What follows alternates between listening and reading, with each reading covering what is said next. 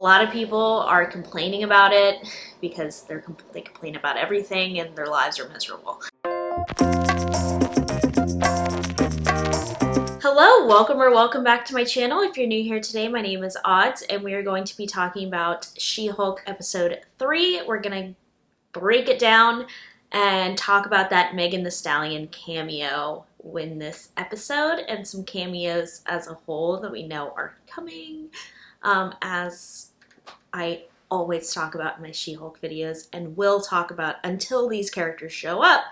So yeah, if you are new here today, I would appreciate you subscribing. I do 2 videos a week, beauty vlogs, Marvel, DC, Star Wars. There's something on this channel for everyone, so be sure to subscribe and stay tuned. And if you like this video while you're watching, make sure to give it a big old thumbs up. It really helps me out on this channel. I cannot express that enough. When my videos get liked, that's when they get circulated and suggested in response to other bigger videos. So I'd really appreciate if you gave it a thumbs up. And let's go ahead and get started in the breakdown. Now, the first thing I noticed was in the Marvel opening credits. This was probably something that was added with She-Hulk episode 1. I just didn't know because I was really tired when I was watching these episodes. I didn't realize this, but Jane Foster Thor is in the Marvel logo, so she is on the R, I believe, when it is turning over. So when she gets the hammer from the trailer scene, that is in the Marvel opening credits. So Jen goes to visit Emil and is like, what the heck, dude? You said you never left the cell and became Abomination, and you did that. What's going on? So he says that Wong forced him to do it, which Wong then I don't know the word. Wong then says, yes, this is true, and he was doing it to train to be Sorcerer Supreme. So that's pretty interesting that he needed to face Abomination in order to become the Sorcerer Supreme. I guess that makes sense. But yeah, there is a montage of these hate comments that Jen is receiving online from what I will call a bunch of dude bros, that she's just a female iteration of the Hulk, and there's too many female heroes, and something about Me Too. And I'm not gonna lie to you, this isn't really blown out of proportion too much because there are some incels on the internet who make these comments, and not great. And if you're one of those people, please don't leave a comment down below. I've been in spaces where people have left hate comments. It's not productive. You are not a productive member of society if you're going around leaving hate comments. So don't do it. Just, if you don't like something, you can just ignore it. That's what I view about a lot of these Marvel shows. You can just ignore it. Unless you're a comic book fan, then I kind of get it, because this is a whole side tangent. Because I get it because the MCU has an influence on the comics, so then it can kind of change things. But for the most part, if you don't like something, just ignore it. Good advice, just in general.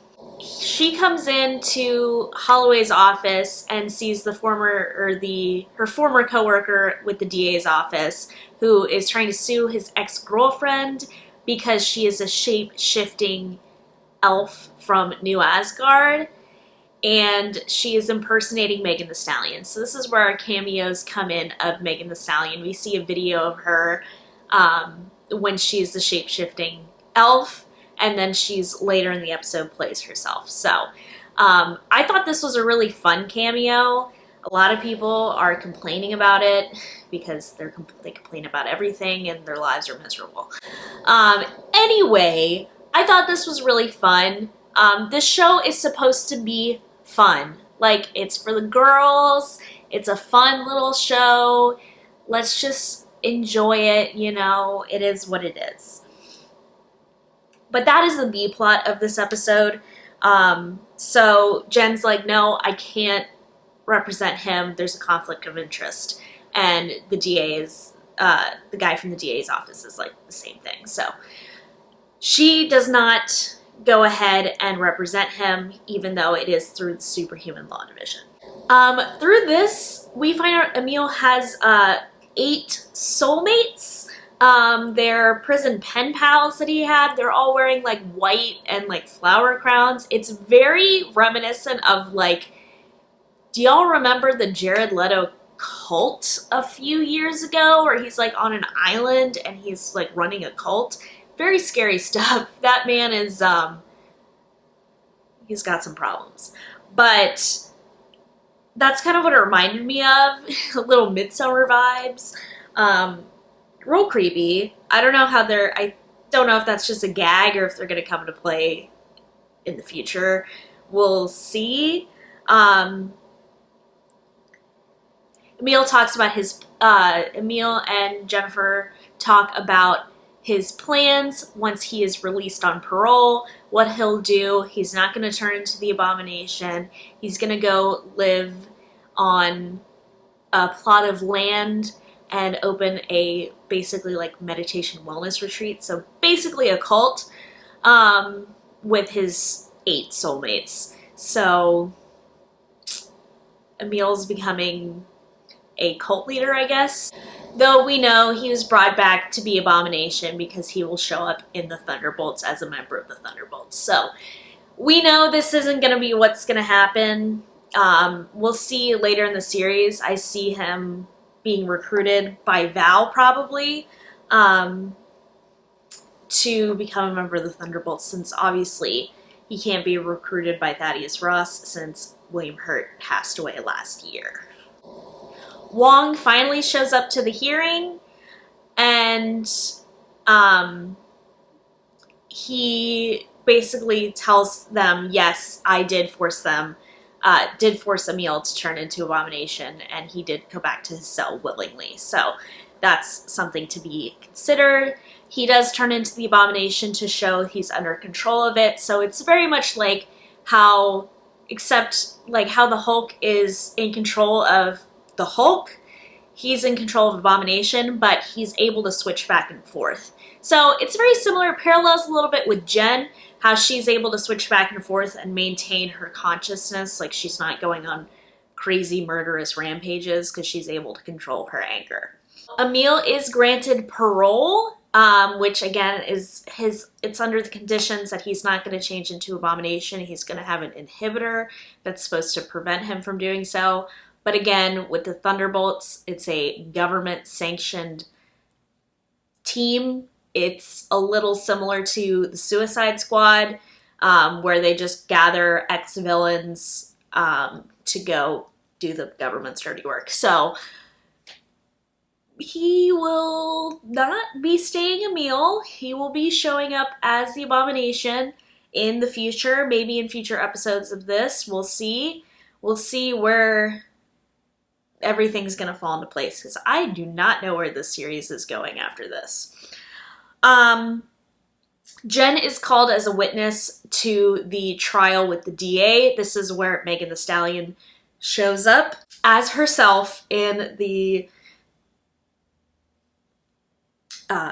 pulpit, I guess. That's what you would call them at a church. I don't know what they're called in a courtroom. She shows up and she's like, there's only one Megan Thee Stallion, and she does her little like tongue sticking out thing that she always does.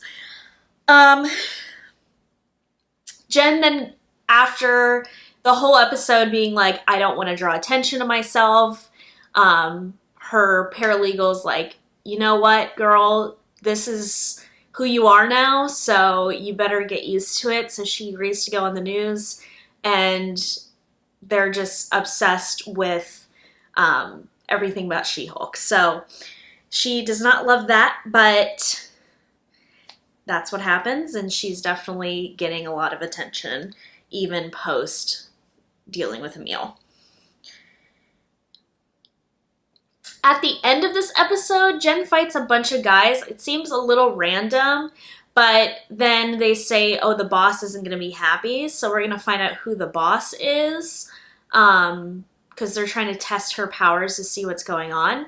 We don't know what's going on with Titania, since she is billed to be one of the main villains of the show, and we don't know what's going on with Daredevil when he's going to show up. And again, it's rumored that Jessica Jones might show up as well. So we don't know what's going on. We also don't know what's going on with Bruce in space. I theorized last week that it's probably leading to World War Hulk. I would love that if they're able to work out a deal with Universal to make a World War Hulk film. That would be really cool. Again, I have to mention her every single week. Please bring back Betty Ross in World War Hulk. Make her Red She-Hulk. It would be really awesome. If people thought that She-Hulk was a step too far, then get ready for Red She-Hulk, because there's a big Hulk family. And then the post-credit scene, which I already see people complaining about because they're miserable and have nothing better to do in their lives, is Megan Thee Stallion is... Jen is becoming Megan Thee Stallion's lawyer, and then they twerk to Body. Listen, I don't like that song. I think it's really annoying, but I thought the post-credit scene was fun. So, it is what it is, y'all. Like, just let them have fun. That's, you know, girls just want to have fun. Hashtag girls just want to have fun. So, that's that.